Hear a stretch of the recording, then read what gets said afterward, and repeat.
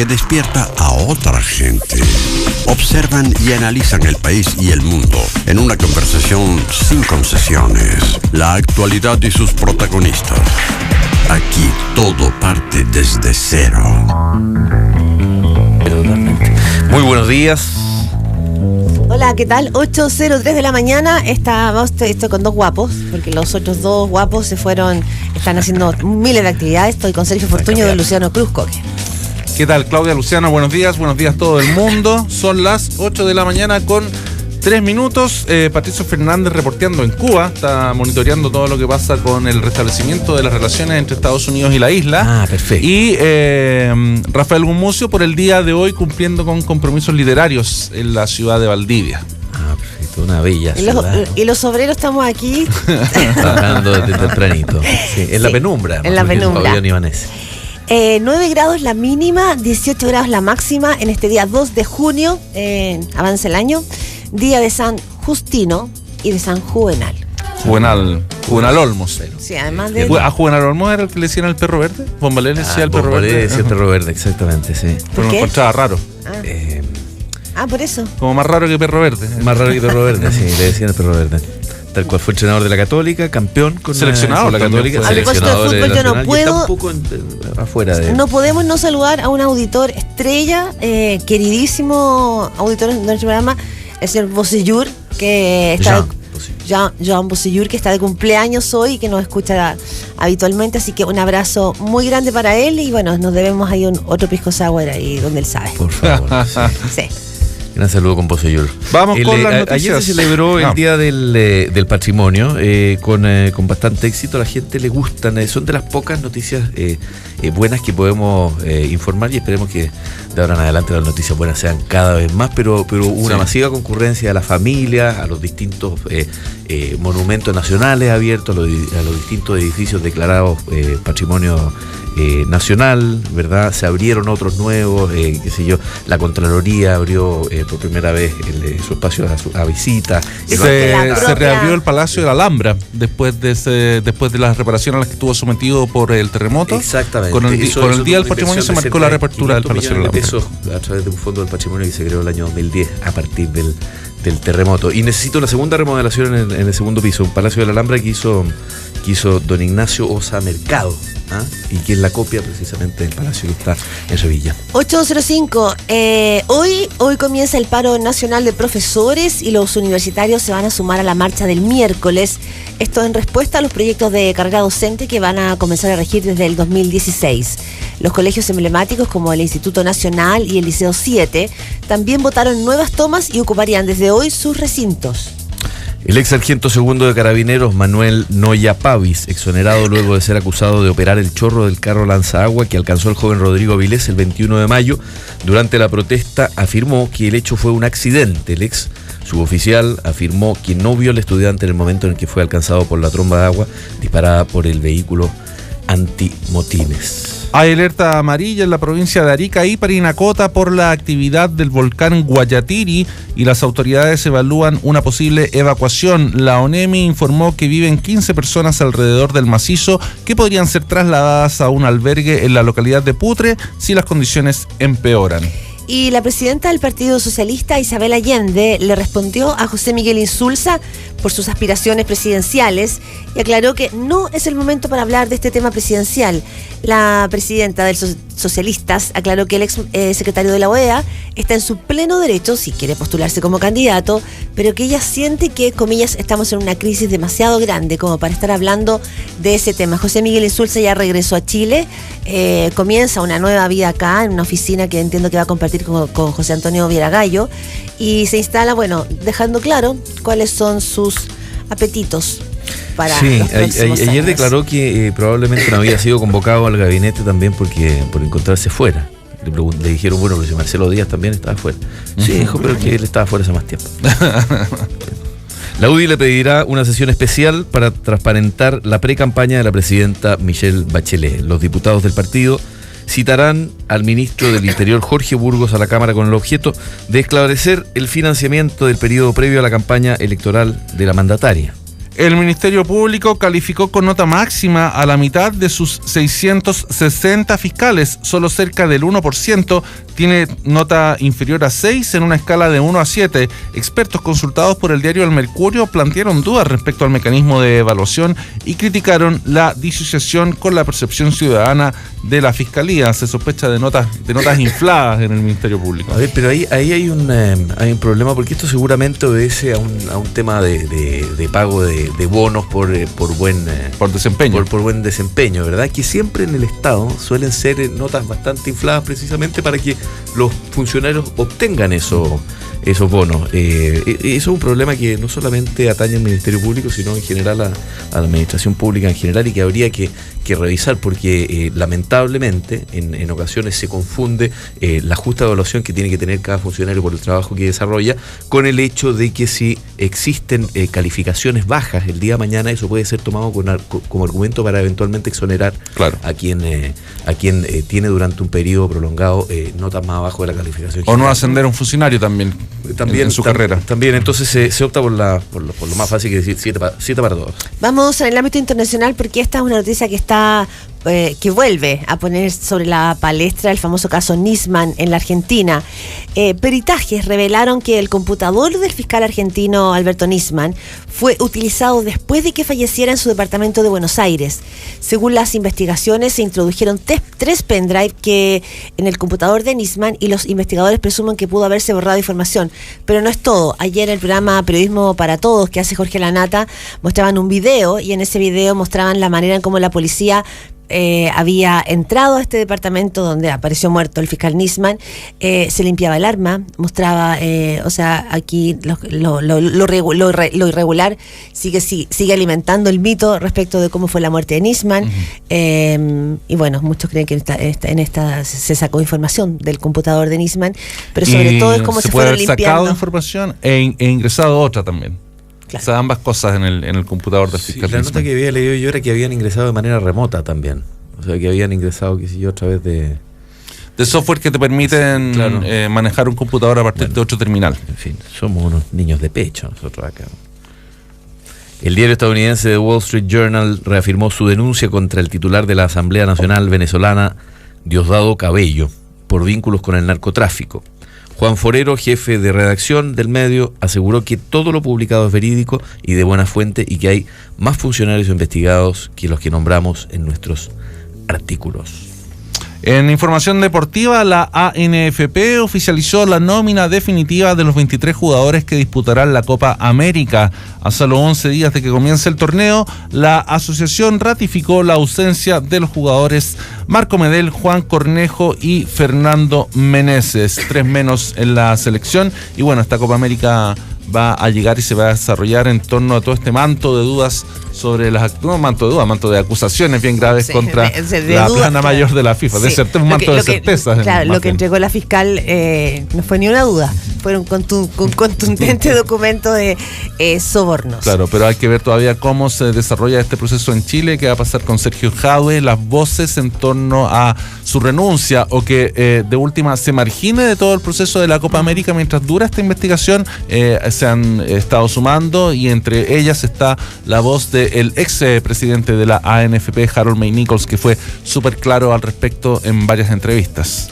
Ayer fue tolerancia cero Harold May Nichols. ¿Y qué dijo? Porque no lo vi.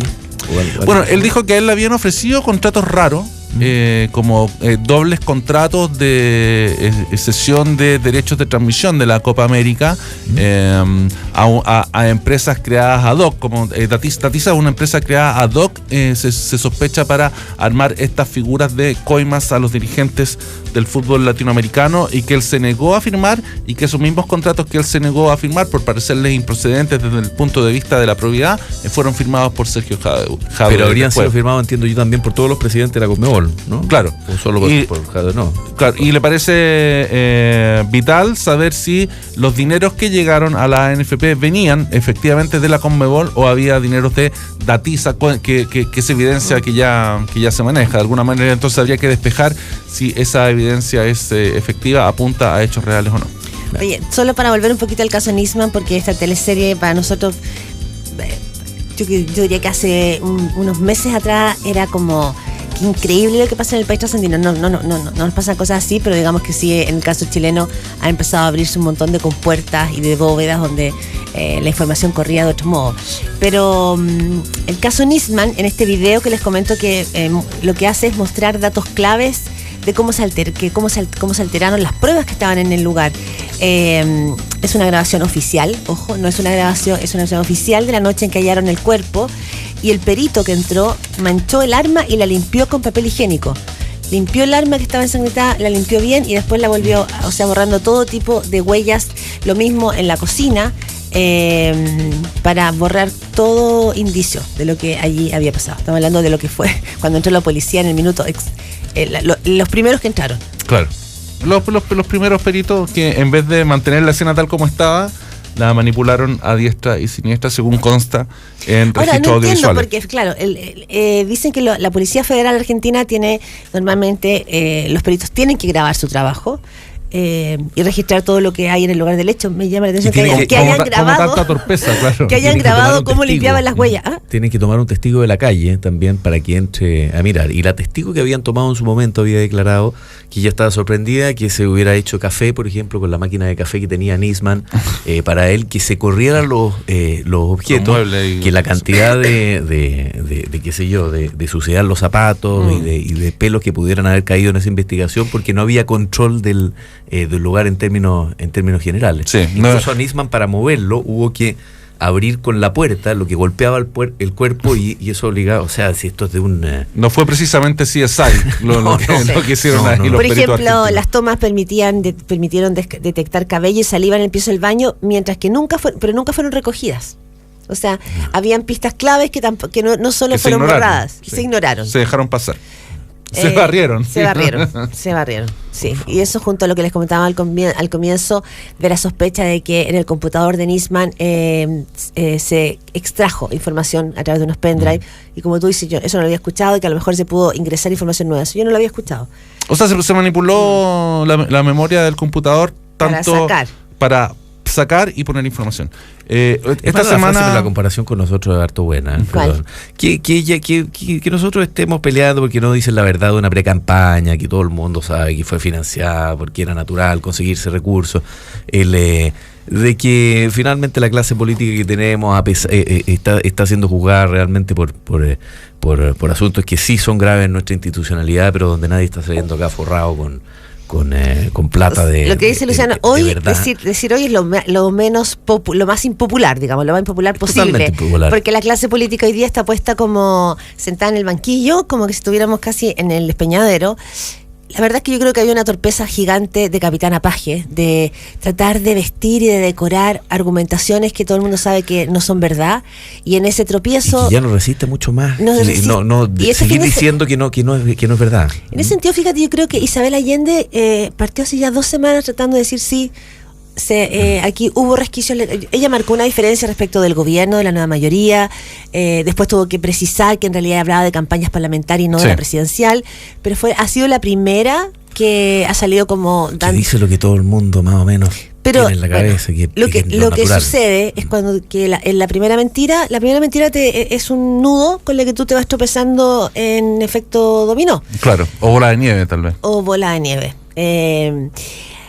Y por lo tanto hoy no es popular lo que dice Luciano, pero si uno mira el caso argentino, mira otras democracias, lo hablaba con Héctor Aguilar Camín cuando estuvo acá, decía, los pecados de ustedes son pecados pequeñitos, ustedes no saben los pecados de corrupción que tenemos en México, donde el Estado está derechamente cooptado por el narcotráfico.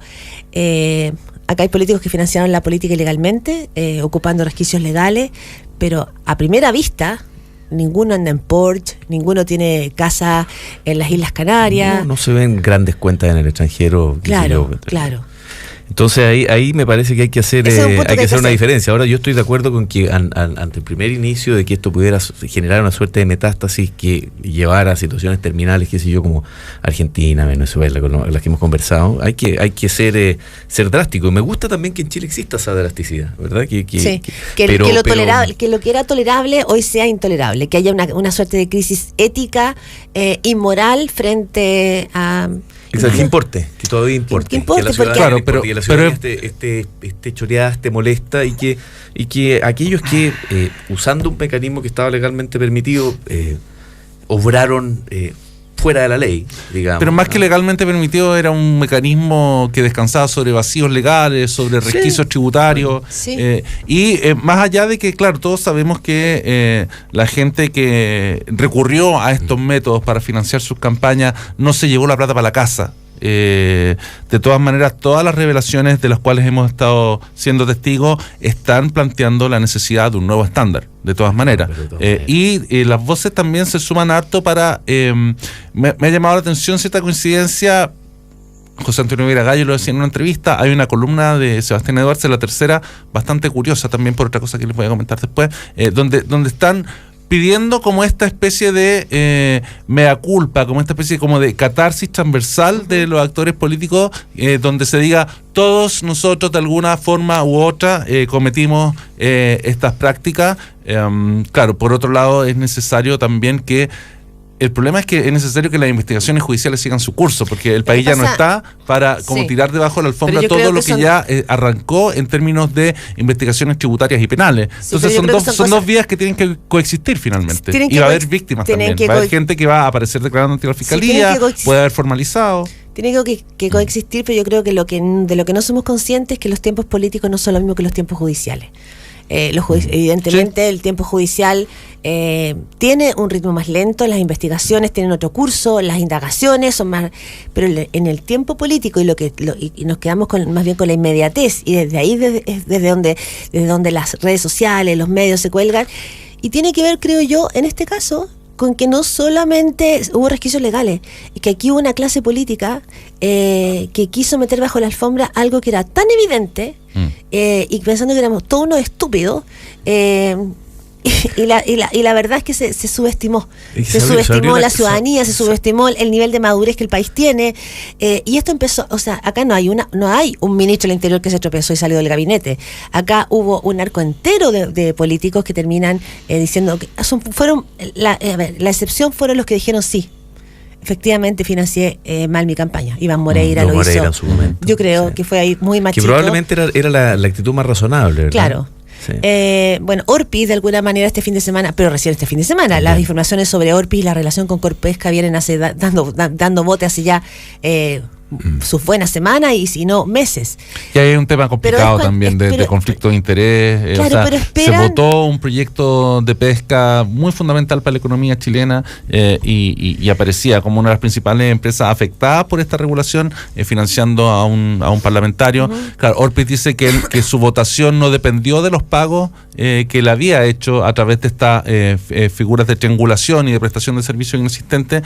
Su votación no dependió de eso, pero claro, no creo que Pero eso sí, sea presentable sí, a sale la la ciudadanía. de sospecha. todas maneras. Pero sí. O sea, Orpi va a votar a favor de la ley de pesca igual. Yo tiendo a creerle a Orpi, tengo buena opinión de él, sin embargo el mecanismo usado es insólito. Lo que pasa es que aquí volvemos un poco al tema de las campañas, de las precampañas y el dinero de la política. Los costos de tener una campaña senatorial, por ejemplo, en la segunda región, son altísimos, son 2.000 millones de pesos, 2.500 millones de pesos, algo que es totalmente un absurdo, porque esto, si bien está normado, se pone un límite a los recursos posibles de estar en la campaña y que hay que rendir ante el CERVEL. Por otra parte, todos sabemos que a través del mecanismo de factura, de boleta, ¿verdad? Y anteriormente, en ocasiones, y por qué no en estas últimas campañas también, algo de platita que se pasa Sí, pero ahí hay bajo cuerda. Entonces, Pero Luciano, hay dos cosas, creo yo. entendamos Una que cosa, finalmente estos parlamentarios lo que terminan haciendo para estar en política es terminar con los sueldos de parlamentarios pagando sus propias deudas sí, de campaña. Entonces, pero esto es un muy absurdo distinto, total. sí, pero creo que así como tenemos todo mezclado, en la misma batidora tenemos cabal, penta, forward, evasión tributaria, pre-campaña, comillas, comisiones a los parlamentarios, en esa batidora, yo digo, separemos. En el caso de algunos parlamentarios, y también en el caso de la UDI y en el caso Penta, se instala una sospecha más que razonable. Es, si tú financiaste y ayudaste, ¿tú cobraste tu aporte? Y lamentablemente lo que vemos acá es cuando uno va a la votación y dice, mira, el senador Orpiz votó justamente porque el tamaño del jurel, que pescaba Corpesca en un 80% en el norte, tenía que ser más chico. A la empresa le conviene sacar los jureles muy tempranamente. El protocolo oficial es que miran, por ejemplo, 18 centímetros. Y el jurel era, la votación era... El jurel julero. Es julero, y era de sacarlo en 11. O sea, cuando tú empiezas a ver la votación que coincide con aquello que la empresa quiere, está peleando, y tu votación es esa, uno dice, bueno, cuesta decir, y digo cuesta porque Orpiz tiene a su favor algo que muy pocos parlamentarios tienen.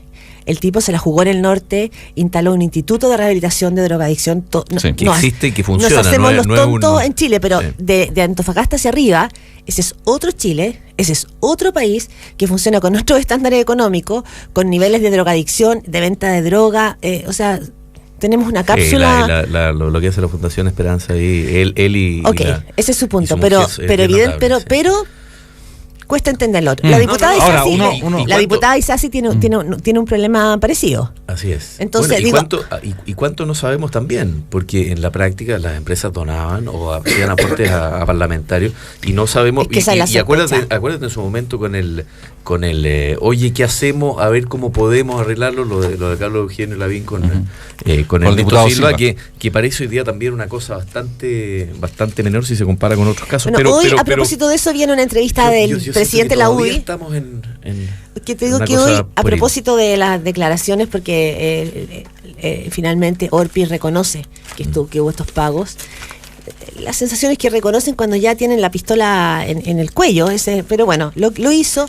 Y Hernán Larraín dice algo que no sé si lo dice de la misma manera, pero algo que también lo dijo el senador Letelier, que también aparece vinculado en algunos aportes el fin de semana, que decía, este es un problema político, no judicial, deberíamos resolver esto por un canal político. Que si uno lo toma en grueso, es lo que dijo, es la doctrina Jovino Novoa muy al comienzo. Lo que dice Hernán Larraín, presidente de la UDI, en una entrevista hoy en el Mercurio, es que llegó la hora de sincerar lo que ha ocurrido en el financiamiento de la política. Dijo que los hechos no son constitutivos de delito. Hay unos que no, y otros que irregularidades administrativas. Y adelantó que no pedirá intervenir al Tribunal Supremo. Ir más allá por ahora, dice, puede ser impropio. Pero aborda finalmente el caso que afecta al senador de su partido, Jaime Orpiz. Sí, pues el llamado ese, últimamente, como ya reconocer transversalmente en la clase política que se recurría a estos mecanismos. La columna de Sebastián Edwards, de la que les hablaba, de la tercera, él plantea un poco esto mismo también, pero dice, tenemos que buscar una persona que venga como a oficiar como de una especie de hombre bueno, de hombre bueno, de ombudsman ad hoc, para encabezar y liderar este proceso de sanación ética de la política. Y lo curioso es que Edwards propone a Carlos Peña para que desempeñe ese rol. Sí. Y ellos dos como columnistas estuvieron bastante enfrentados meses atrás por las acusaciones en torno a Andrés Velasco y su ligazón de prestación de servicios con la empresa Penta. Pasa que no me deja llamar la atención que hoy, cuando uno abre los diarios, tengamos desde el presidente de la UDI llamando a sincerar esta situación, al presidente del Partido Comunista, Guillermo Teller, parte de la nueva mayoría, que dice, el gobierno le dio una aclaración al país, el gobierno y la nueva mayoría tienen que sincerar lo que aquí está pasando. Eso quería comentar, ¿cómo se hace un mea culpa desde el gobierno? O sea, teniendo que... Es que probablemente lo tendría que encabezar la presidenta, y la presidenta ha sido muy refractaria a entrar en este tema. ¿Qué significa que haya sido refractaria? No, está como desmarcándose, o sea, ella está desmarcándose, la moneda parece tener armado todo un dispositivo para que se desmarque de esto. Entonces, si no es la presidenta la que lidera este reconocimiento, este mea culpa, está como limpiado de suciedad ante el país, ¿quién lo podría liderar si no? Pero está bien, yo cuando sincerar, ¿qué significa? Significa que se juntan todos en la moneda, dan una gran declaración al país y dicen, señoras y señores, miren, la verdad, durante un tiempo largo así se financiaron las campañas y todo lo que se ha dicho en los últimos meses queda en nada. Es decir, bueno, y durante todos estos meses en realidad las investigaciones que están en curso tienen que seguir su curso. Si hay nuevos antecedentes para que se abran nuevas investigaciones, se deberían abrir nuevas investigaciones. Entiendo que no van a decir ahora borrón y cuenta nueva. No, digo, en el discurso público. Tú pides un mea culpa y dices, bueno, y entonces todo lo que les dijimos hasta ahora es mentira. Es que por eso que es difícil hacerlo. Por eso.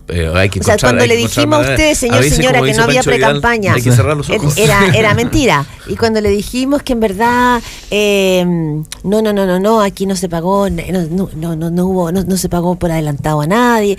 ¿Todo eso es mentira? es difícil, no es solamente sincerar y transparentar. Es decir, mentimos. Sí, otro elemento que anda dando vueltas precisamente en ese mismo pero tenor, algo hay que hacer. es lo que va a hacer, es lo que va a hacer Peñalillo y la G90, porque cuenta el correo de la bruja por ahí que le estaría preparando una declaración pública en la cual, si bien se le habría instado o está el convencimiento de tratar de proteger la figura de la presidenta, él quiere salir a aclarar un montón de cosas porque al gallo lo han hecho bolsa. Si uno mira lo que en algún minuto la concertación, vamos a estar con Gerardo Arriagada un ratito, exministro y hombre, digamos, emblemático de la exconcertación. Es un hombre bueno. Si miramos el mapeo de lo que fue el llamado partido transversal que tuvo la concertación, uno ve ahí nombres como Enrique Correa, como José Miguel Insulza, como Viera Gallo, en el cual algunos estuvieron con Escalona, otros con Isabel Allende, pero ese mundo, de alguna manera, que quedó fuera del armazón de este gobierno, es un mundo que hoy día parece estar jugando un rol, a pesar de que no fueron invitados. En este caso quiero centrarme en Enrique Correa. La información que todos tenemos es que Enrique Correa está asesorando a Rodrigo Peñalillo. Sí, estuvo en la casa de Peñalillo, precisamente. Lo está asesorando, han tenido cercanía. Y no deja de llamar la atención que Enrique Correa, que es un hombre que estaba completamente fuera del gobierno y que era visto por esa G90 como estos viejos gordos que lo habían negociado todo, hoy terminen haciendo el salvataje.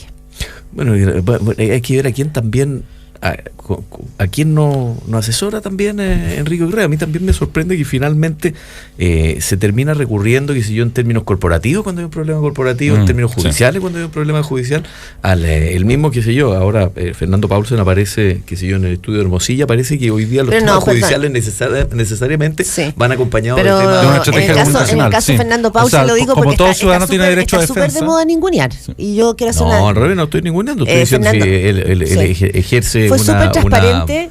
Una labor que remunera y es absolutamente pero él fue muy transparente. legítima.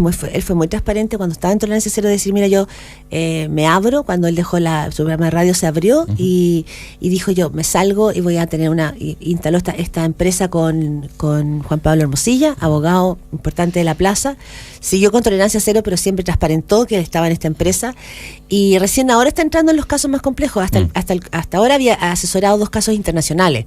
Uno tenía que ver con otros casos que llevaba Hermosilla. La trenza judicial, no, que venía escuchando, no basta probar. Mira, como todo ciudadano tiene. Yo venía escuchando en otra radio que era como todo muy intrigante, ¿y saben ustedes a quién asesora Fernando Paulsen?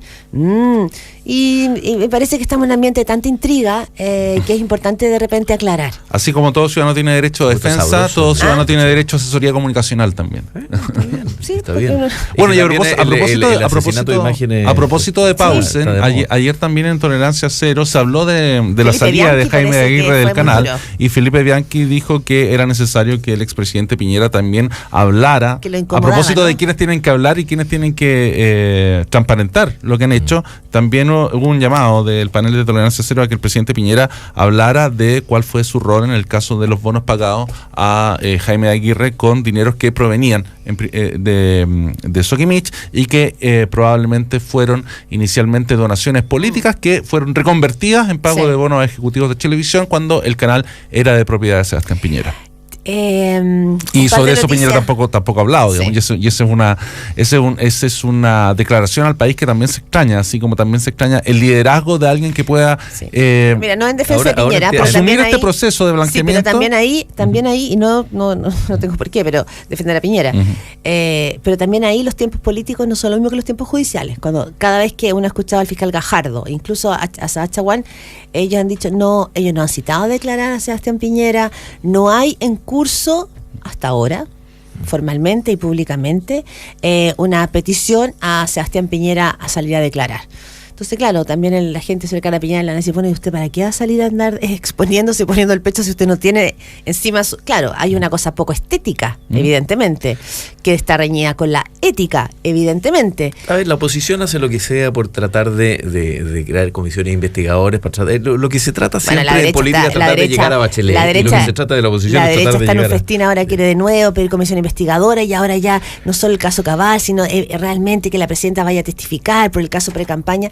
Hay una clase política que no se da cuenta que está colgando la pitilla y que le quiere tratar de sacar dividendos políticos chicos, menores, un poquito rasca, cuando deberían en el fondo trabajar por su redignificar el oficio. Sí, bueno, al final yo creo que esto no lo vamos a solucionar ni tú ni yo, sino que se va a solucionar en las urnas. Estamos aquí para comentarlo. Qué tan maduro es el... Sí, un par de noticias ojo, hoy tenemos paro nacional del Colegio de Profesores. Hay marcha el miércoles. El presidente de los colegios de profesores dice que se ha insistido en una carrera docente basada en la desconfianza hacia los profesores, eso respecto del gobierno. Se cree que podrían sumarse los colegios subvencionados y además hay estudiantes que se están tomando los colegios en esta jornada de paro de profesores. El Instituto Nacional estaría en toma ya en este momento. Y lo segundo, ojo, que tenemos, la Intendencia ya decretó una nueva alerta ambiental para Santiago. No pueden circular los vehículos sin convertidor catalítico cuyas patentes finalizan en los números 5, 6, 7 y 8. Y insisto en lo que te decía Luciano, en estas cosas chicas, de así como de ir contra... Vamos por Piñera, vamos por Bachelet, porque a eso se achica la mente política en estos días. La UDI ya confirma que va a pedir una sesión especial por la precampaña de Michelle Bachelet. Los diputados de ese partido van a citar a los ministros del Interior, Jorge Burgos, a la Cámara. Ojalá que sea en serio y no que sea otra cosa que sobre lo que quiero llamar la atención es también el sigilo con el que se ha mantenido, a diferencia de las investigaciones anteriores, ¿verdad?, respecto a la Fiscalía con las filtraciones de distintas materias, sobre todo en el caso Martelli. Lo de Martelli ha sido bastante hermético hasta el momento. Sí. Y no me parece del todo malo que lo sea, precisamente porque ya no podemos seguir alimentando esta olla híbrida. Yo pensaba, pero ¿por qué si está Saba Chaguán a cargo con él no se filtra y cuando están otros fiscales sí se filtra? No se ha filtrado todavía. Pero no se ha filtrado todavía. Bueno, pero perdóname. Martelli todavía está como calentita la declaración de Martelli. No, perdóname. Esto se era inmediato. No, en los casos anteriores nosotros nos enteramos de la declaración de Juan del Choclo Delano el fin de semana siguiente. No se demoraba más de 3 días. Pero Martelli terminó de declarar recién el viernes, imagínate. Estuvo 3 días declarando Martelli. Sí, pero ya podría haber salido la primera declaración. De 12 horas. Es como la guerra y la paz, más o menos. Los Delanos también declararon largo. No fue una declaración cortita. Fueron declaraciones bastante largas. 8:34. Mientras más uses tus tarjetas Corbanca, más posibilidades tienes de ganar una de las 400 camisetas oficiales de la selección chilena. Para más información visita corbanca.cl. Corbanca es el banco oficial de la selección. ENACO te invita a conocer su proyecto Alto del Bosque, un barrio con más tranquilidad, más espacios y un entorno privilegiado en el sector de Alto Macul, con urbanización subterránea, 2 tipos de casas de 103 y 120 metros cuadrados de arquitectura provenzal, con 3 dormitorios, principal en suite y 2 baños. Visita su sala de ventas en Avenida Macul Alto, 6801 La Florida. Para más información, entra al sitio web enaco.cl. ¿Necesita organizar un viaje para su empresa? Turavión es la agencia de viajes corporativos con más experiencia en Chile. Más de 200 especialistas dedicados a viajes de empresas, reuniones, eventos y viajes vacacionales. Turavión, 80 años viajando con usted. Infórmese en turavión.com. 8:35, aquí en Desde Cero, vamos y volvemos en la 97.7. Genaro Arriagada, exministro y además novelista. Vamos a hablar sobre política y sobre Trotsky y la Marilyn, su nuevo libro. En Radio Cero, Desde Cero.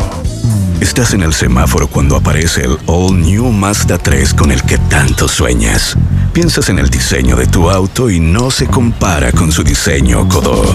Miras tu radio con entrada de cable auxiliar y está a kilómetros del sistema Mazda Connect. El semáforo cambia y sientes cómo la performance y eficiencia de su motor Skyactiv hacen que desaparezca en segundos frente a ti. Entra a Mazda.cl/3 y sorpréndete. Mazda. Respalda y garantiza Derco. En Radio Cero son las 8:36.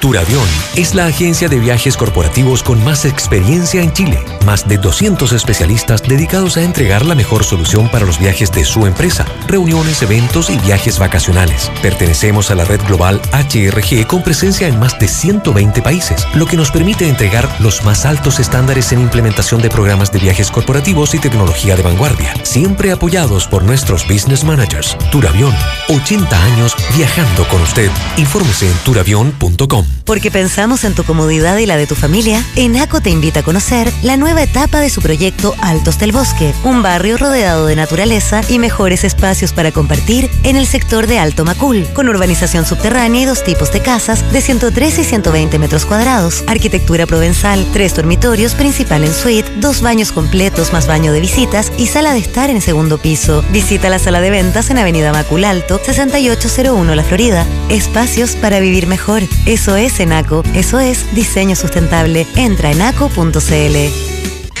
Mi amor, al final encontré las botas que andaba buscando. Mira qué lindas, ¿no? ¿Y las pagaste en efectivo o con tarjeta? ¿Con tarjeta? Paga todo con cualquiera de tus tarjetas Corbanca y participa por una de las 400 camisetas oficiales de la selección chilena. Mientras más las uses, más posibilidades tienes de ganar. Corbanca, somos el banco oficial de la selección.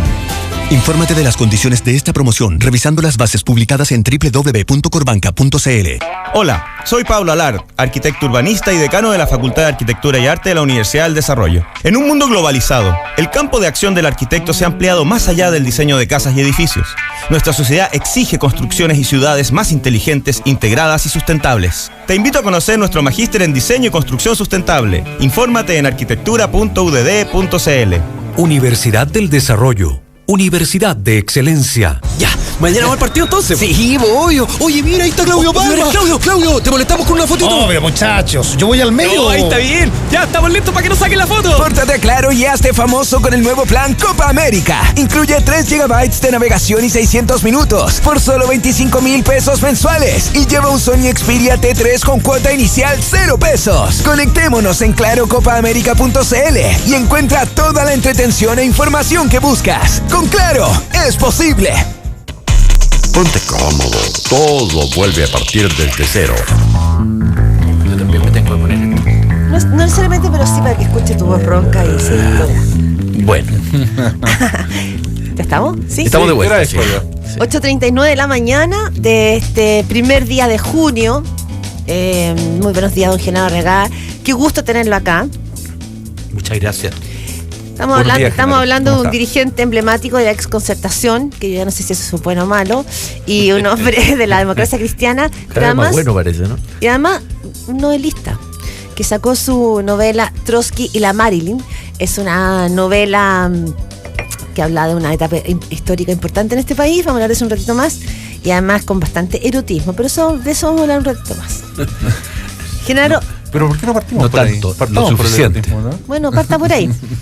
¿De dónde tiene usted esta inclinación por mezclar como un argumento que tiene que ver con la historia política reciente, pero a la vez meterle carne, meterle piel, al condimentar la historia con eso, Genaro? Pero además, perdón, una parte de la historia donde lo clandestino, sí, la pérdida de amigos, la vida colgando un hilo, era parte del menú, ¿no? Sí, yo creo que la gran ventaja de la ficción es que uno puede ir más allá de lo que son las citas, las historias, y adentrarse además en lo que es el espíritu de la gente, sus sentimientos. Y esta es una novela que tiene una característica: no hay buenos ni malos. Hay personas torturadas por los propios hechos que van pasando, sus contradicciones, sus culpas. Hay amistades que se quiebran, traiciones que se producen, ambiciones desmedidas, todo un conjunto de cosas que no caben propiamente en un ensayo, sino que pueden ser expresadas mejor en la ficción. ¿Y usted cree que los traumas políticos recientes de Chile, toda la conmoción social de los 60, los 70, la dictadura, la recuperación de la democracia, incidieron en una forma distinta de vivir la intimidad? Porque sabemos que políticamente sí, o sea, hubo un país que se redibujó traumáticamente, pero en la intimidad, en los pequeños actos cotidianos, en las aspiraciones y emociones de los protagonistas, tanto públicos como anónimos, de esos 2 años de historia, ¿había una forma diferente de vivir que a la forma en que vivimos hoy? Bueno, yo creo que en la novela están narradas esas partes. En un momento determinado, cuando el periodo de Salvador Allende, se dice por ahí de que los periodos prerevolucionarios son de una gran, son como una especie de sensación de que se acaba el mundo, ¿no? Y en consecuencia las pulsiones se liberan ahí. ¿Ah? Las pulsiones se liberan. Claro, ahí. las pulsiones se liberan. Hay una sexualidad más desbocada, ¿Qué sentido más desbocada? Bueno, después lo pongo también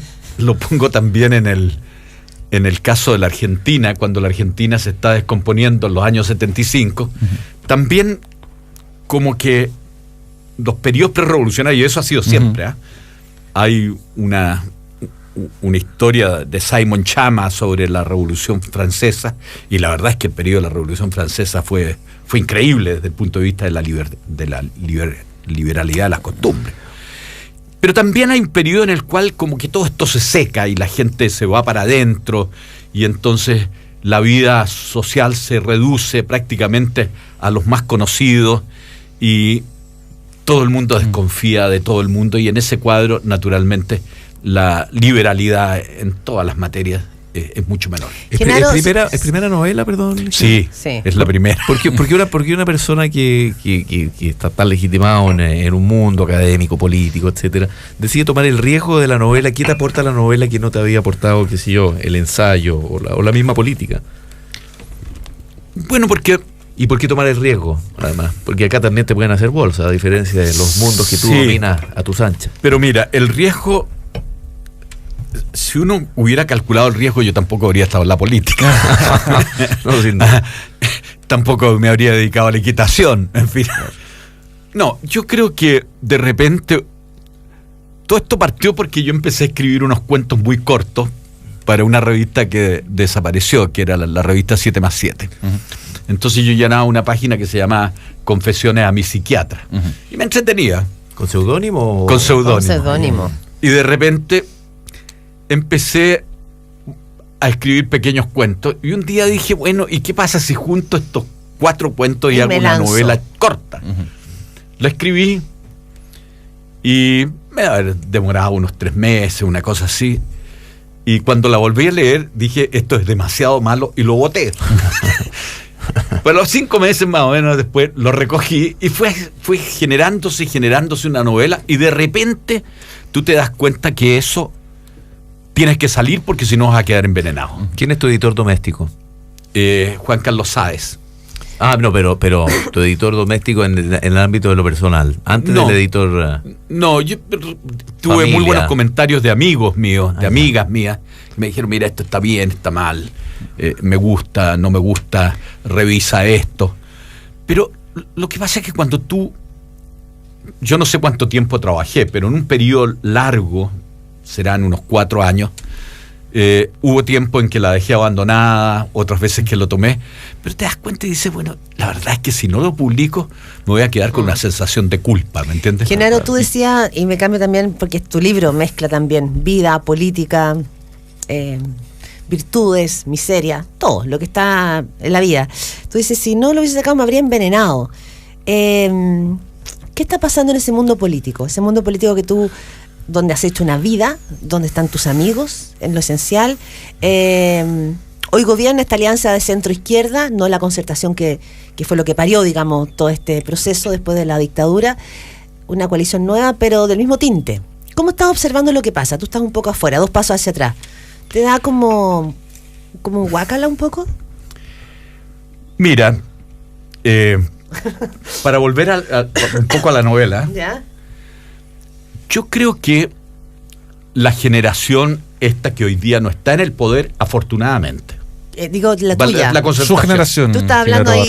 Su generación, se refiere a la generación. Pero para nuestro auditor, estamos hablando de Correa, ¿de quién estamos hablando? Dame 5 nombres para que la... No están en el poder, no está Lagos, no está Insulza, no está Correa, no está... Hay mucha gente pero es relativo que no estén en el poder. Tienen influencia. Y también ha habido señales de que ellos pueden volver también. Tenemos influencia, pero no, yo creo que, mira, lo decía el otro día en una entrevista en una revista, un gabinete con edad promedio de 65 años es una obscenidad. No cabe. En consecuencia, nosotros ya no vamos a volver al primer plano del poder. Y es bueno.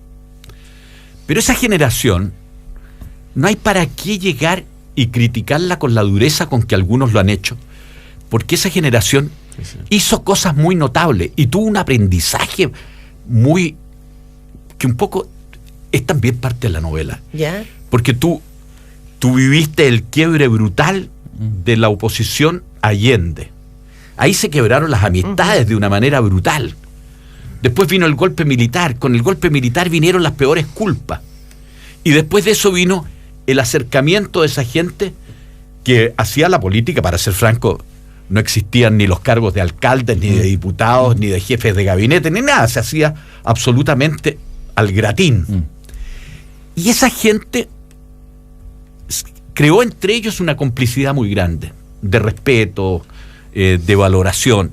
Y yo echo eso de menos. Creo que en eso nosotros fuimos hasta el momento fuimos insuperables. Tal vez tenían la ventaja de ser una generación, Genaro Barriagada, como usted decía, formada en una tradición de el voluntariado por la política del sacrificio personal, digamos, más allá, y sin ninguna compensación económica.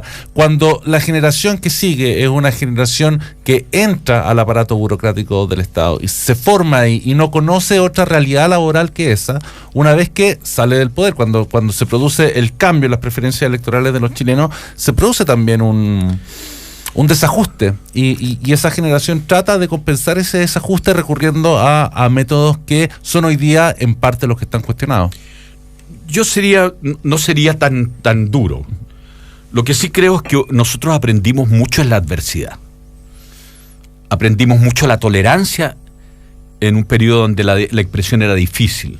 Aprendimos a valorar mucho la política, porque la política no tenía compensaciones de ninguna especie, era el servicio de una vocación. Ahora, yo creo que desgraciadamente han venido también en esa generación hay cosas horribles, ¿me entiendes? Hay uno de los personajes describe todo el ámbito psicológico, mental, valórico que llevó a la gran crisis económica del 82. En consecuencia, aquí lo que ha faltado quizás es un poco más de, si uno dijera, de educación cívica, que te enseña un poco el sentido de la proporción, de los límites. ¿Pero en qué se pasaron los límites y en qué se pasó la proporción? Estamos hablando seguramente de esta tensión entre este gabinete nuevo que fue liderado por la famosa G90, digamos, teniendo como emblema a Rodrigo Peñailillo. O sea, el antiguo nuevo gabinete. Ese antiguo nuevo gabinete. ¿En qué...? No, yo tengo ahí una visión más matizada. Ya. Yo creo que aquí hubo un error que nosotros nunca pudimos rectificar, y es que la política se hizo a un nivel de gasto que era inaceptable para el país. A un nivel de gasto electoral. ¿En qué elección dirías tú que se volvieron loquitos? ¿En qué elección de las últimas se volvieron loquitos? ¿La de Frey? No. Yo creo que esto fue en un increchendo. Pero fue la del 99. Cada año, cada nueva elección iba creciendo. Usted tuvo experiencia en campañas, obviamente, el plebiscito, la de Elwin, la de Frey Ruiz Tagle. ¿Cómo fue la experiencia de financiar la del 90 fue bastante austera, además, ¿no? Sí. Yo lo que digo es que el gasto fue creciendo y creciendo. Hay un estudio de Engel que dice de que el gasto en las campañas parlamentaria y presidencial del 2013 fue de $100 millones. 25.000 millones de dólares públicos, 100.000 millones de pesos. 25.000 millones de pesos de gasto público, que es perfectamente legítimo, que es del CERVEL. Hay ahí los gastos, el financiamiento de los partidos, las donaciones reservadas y las donaciones abiertas. Eso da unos 25.000 millones. Y después de eso, favores. Y los otros son sombrero. El gasto privado. Entonces, cuando tú tienes un nivel tan alto de gasto, es inevitable que empieces a abrir la puerta a formas corruptas de financiar la política. Ahora, ¿por qué yo digo que nosotros también tenemos una cuota de responsabilidad? Porque nosotros no tuvimos nunca la oportunidad de arreglar. ¿Cómo no? En el 2003 no tuvieron la oportunidad de arreglar. No estoy de acuerdo, pero estoy hablando que hasta el año 2003, y nosotros ya por esa época llevábamos 13 o 14 años en el poder, nunca logramos un acuerdo para una ley de financiamiento de la política. No quiero ir más al presente que al pasado, pero ahí te cuestiono lo siguiente. La campaña el Lagos Lavín del 99, yo creo que dio un salto importante en nivel de gasto. Sí. ¿Por qué? Muy alto. Porque la derecha vio que con Lavín podía ganar, que se acercaba, y no estaban equivocados. El Lagos ganó por 30.000 votos, y Lagos tuvo que poner más energía, cambiar discurso y probablemente más lucas para poder ganar. Yo creo que eso marca. Bueno, y las propias segundas vueltas implican un incremento. Por lo tanto, sí. tuvieron ustedes la oportunidad, siendo gobierno, de haber precisado mejor el tema del gasto. Bueno, hay un error que fue, yo recuerdo de que en esa época Andrés Alamán era presidente de Renovación Nacional, y yo le propuse que creáramos una comisión para estudiar esto. Pero desgraciadamente nadie quería. Esto no era un tema. Estábamos en la cosa, yo con la política no estoy ni ahí, ¿qué importa? En fin.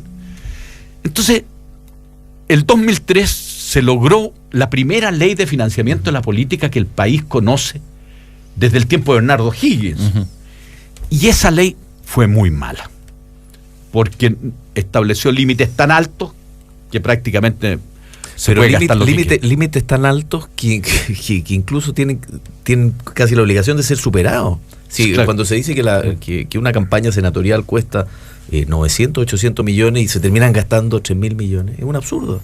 Claro. Entonces, el límite ¿es un asunto de límite alto? ¿Basta decir dejemos este límite hasta acá? ¿O cómo perseguimos ese límite alto? ¿Cómo potenciamos que siga el CERVEL? ¿Y es solo esto una crisis del sistema electoral? O sea, esto no es una crisis moral propiamente tal, o una crisis sistémica.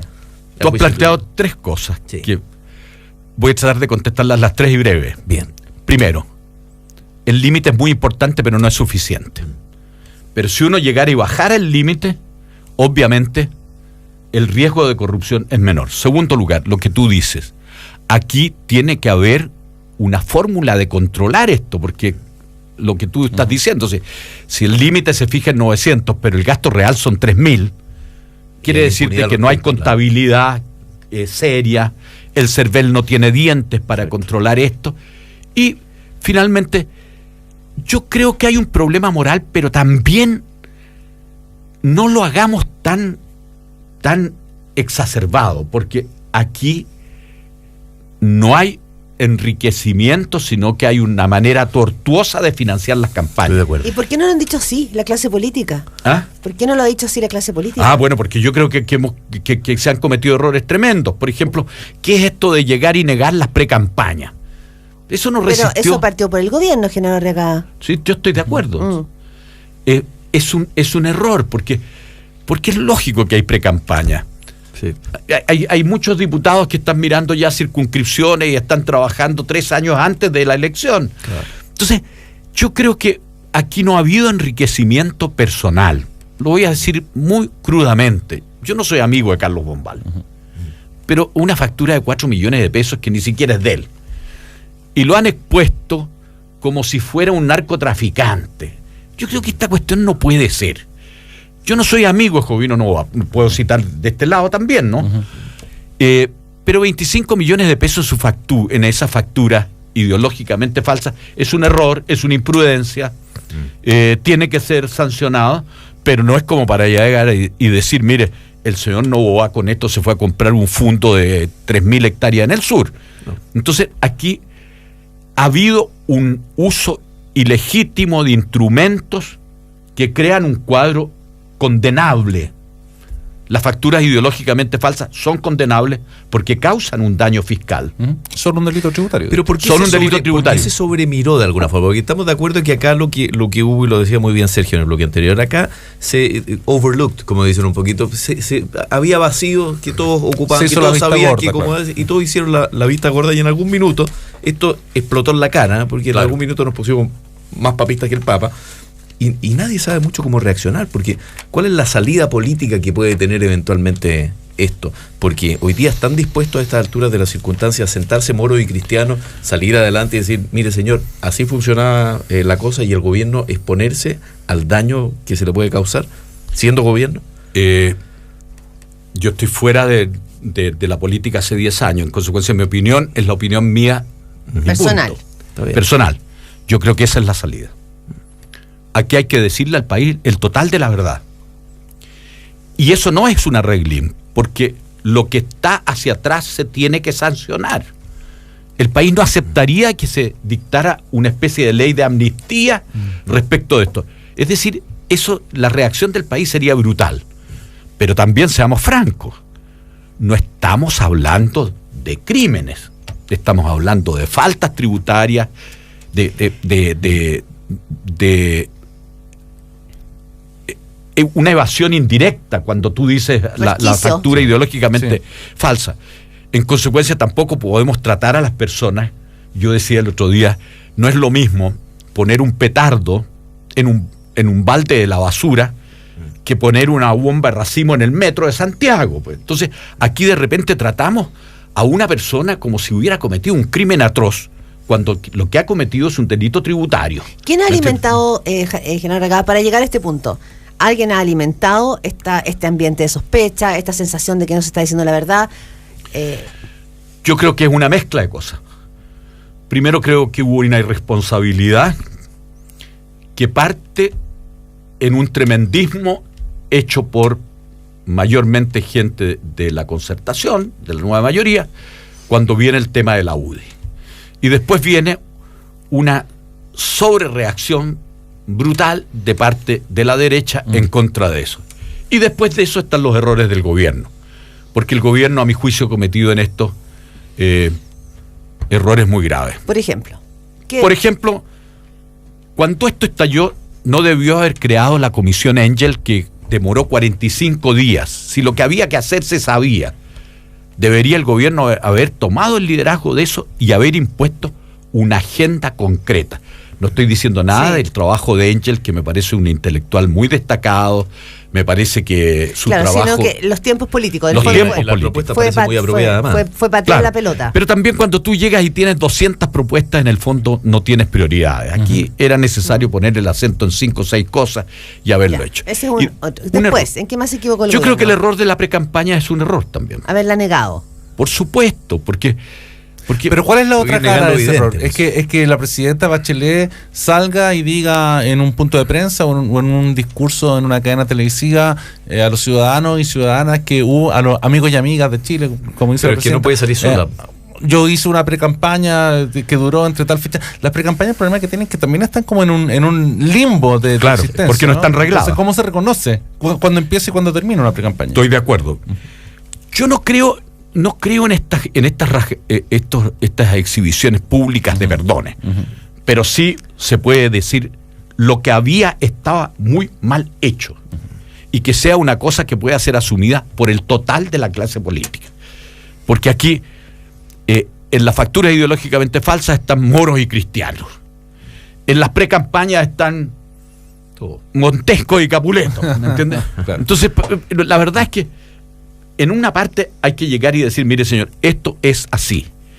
Y respecto de los delitos, faltas, declaraciones tributarias incorrectas, bueno, que se encarguen los tribunales y el asunto lo sacamos de la página C3 del Mercurio, donde se discute la política, a la página C8, donde están los temas de tribunales. Genaro Regadas, Michelle Bachelet hizo un cambio de gabinete, porque llegó un punto en que la presión en el gobierno de la nueva mayoría se hizo insostenible.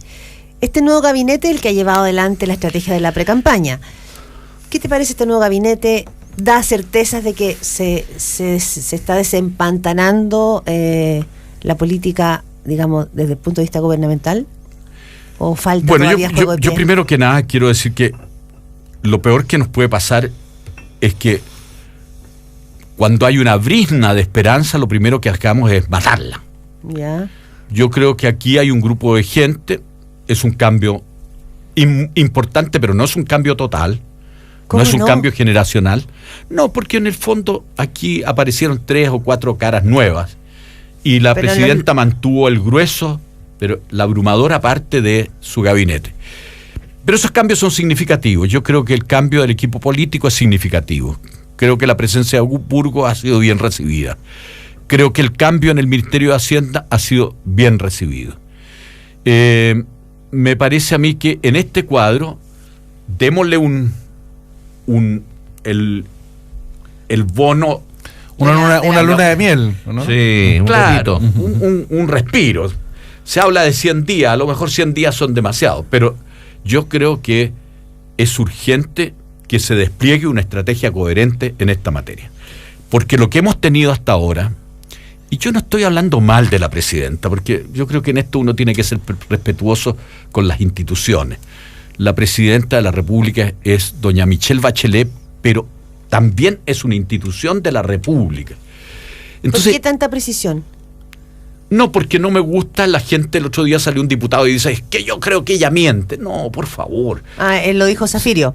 Creo que fue Zafirio. Sí, Zafirio. No, yo creo que el tema es que aquí ha habido una negación. Ya. Ha habido una actitud de negación. ¿De parte de la presidenta? De parte del gobierno. Ya. Por ejemplo, en el mensaje presidencial la referencia a la Comisión Engel es casi inexistente. O sea, aquello que tú promocionaste después lo invisibiliza. Yo creo que sí. Yo creo que en esta cosa de repente, si hubo, no tengo por qué afirmarlo, pero puede haber habido, la idea de que al mencionar el proceso constituyente se iba a crear una cortina de humo que impedía la discusión de lo iba a cambiar. Fue un error, un error monstruoso. O sea, el asunto es tan fuerte que el mensaje presidencial duró 48 horas hasta el momento que se conocieron las declaraciones de Jorrat. Entonces, ¿qué es lo que debe, a mi juicio, hacer el gobierno y la clase política? Llegar y decir, mira, esto es demasiado fuerte y en consecuencia tenemos que abordarlo como primera, segunda y tercera prioridad. ¿Qué se teme? Genaro Agregada aquí con ¿Qué nosotros? se teme al no hacerlo? ¿Por qué no se hace? Porque yo creo que nos hemos embarcado en una guerrilla absurda. No estoy diciendo que es absurdo esto, porque he hablado de que aquí hay falta, eventualmente hay delito, hay cosas incorrectas. Es como el aprovechamiento político de la situación. Claro, por ejemplo, hoy día yo veo los diarios. Viene una declaración de algunos parlamentarios de la UDI que dicen es que hay que investigar el patrimonio de la G90. Estamos hablando de una recolección de fondos que se repartió entre 20 personas. Y pretender que de ahí hay un enriquecimiento me parece absurdo. El escándalo que se ha hecho a propósito de un pasaje a Nueva York, que yo te digo sinceramente, a mí si un amigo está en dificultad y yo no soy para nada un tipo rico, le pago el pasaje a Nueva York si cuesta $1,200. Pero no fue. Es bueno saberlo. Miguelillo no fue a descansar porque estaba con estrés. Coincido que en el fondo estoy de acuerdo. Constituye una prueba para aquellos que decían que aquí había precampaña. Sí. Pero como muy bien han dicho, creo que evitar, ¿qué de pecaminoso tenía? Yo nunca fui partidario de la reelección ni de Eduardo Frei, ni de Ricardo Lagos, ni de la presidenta Bachelet. Pero ¿qué de pecaminoso tenga que uno llegue y diga, voy a ir a ver a la presidenta y le voy a pedir que sea candidata? Postule, lógico. Pero es lógico. No es un delito. Lo que es malo... No, si el problema es que el mecanismo ideado para financiar esas acciones. Estoy de acuerdo. ¿Y existe hoy día la capacidad en Burgos, por ejemplo, para negociar una suerte de armisticio, un reconocimiento conjunto? Que no sería lo mismo, un reconocimiento no es lo mismo que... No sé, una suerte amnistía, de armisticio. digamos. A ver, pero una suerte de armisticio, es no que, digo no, amnistía. amnistía no puede haber. Un armisticio no general, sí. donde efectivamente la política pueda delegar a la parte judicial aquello que a la parte judicial corresponde y dejar que eso evidentemente se cumpla, pero que finalmente se pueda sincerar una situación que además de tanto ocultarla se hace cada vez más evidente. Existe esa capacidad política, porque ustedes la tenían en su momento, ¿verdad? Ustedes, los de la vieja guardia que crecieron en ese mundo donde negociar era tan importante. Bueno, yo espero que ese sea el camino. ¿Tiene Burgos las capacidades para hacerlo? Yo creo que sí, pero no es solo Burgos. Yo creo que hoy día hay una declaración, yo en este programa he sido crítico de algunas cosas de la UDI, pero creo que la declaración de Hernán Larraín hoy día no la he podido leer en detalle, pero me parece bien. Creo que lo mejor aquí es poner todo sobre la mesa. Sincero. Y dar una garantía absoluta de que hacia el pasado no va a haber amnistía, perdonazo, arreglín ni encubrimiento. Y a continuación llegaría a decir, mire, vamos a hacer una agenda que nos va a dar, lo pongo de la siguiente manera. Déjame decirlo. El año 75 se hizo la privatización de los bancos en Chile. Fue una privatización salvaje, en el más extremo neoliberalismo. Aquí no se necesitan regulaciones. El resultado fue que el año 82 La banca, al no tener ninguna regulación, estalló y terminó casi toda la banca de nuevo en manos del Estado. ¿Qué es lo que pasó ahí? De que se aprendió la lección y Chile, a partir de ese entonces y por 25 años, ha creado la banca mejor regulada de América Latina y por tanto la banca más sólida. Aquí estalló esta cosa de la política, del financiamiento de la política, y estalló muy mal y va a tener costos muy grandes para ciertas personas.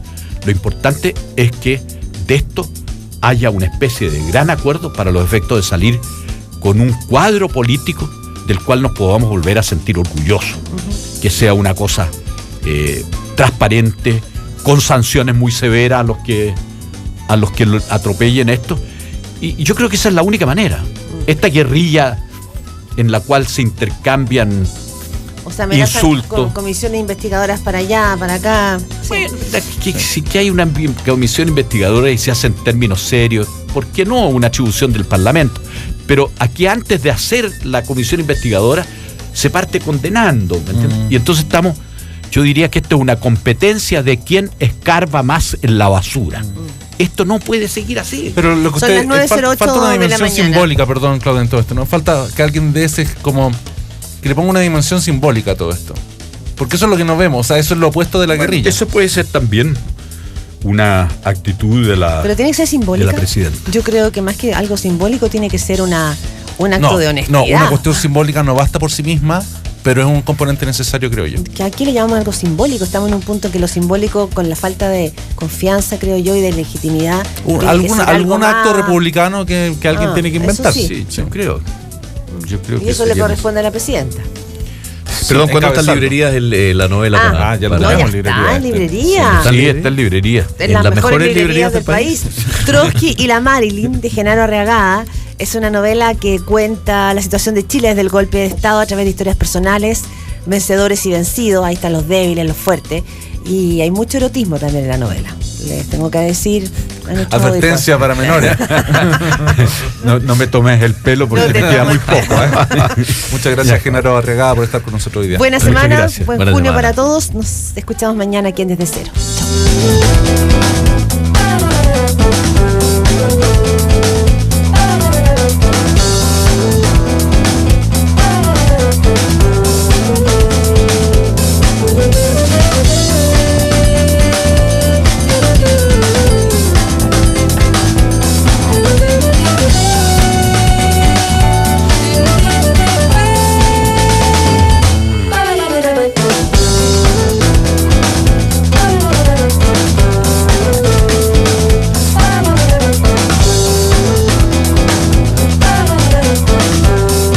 Desde Cero fue presentado por Agencia de Viajes Turavión. 80 años viajando con usted. Para Enaco, construir es mucho más que levantar un edificio. Corbanca, un banco que se mueve contigo. All New Mazda 3. Solo un Mazda es mejor que un Mazda. En Cero son las 9:10.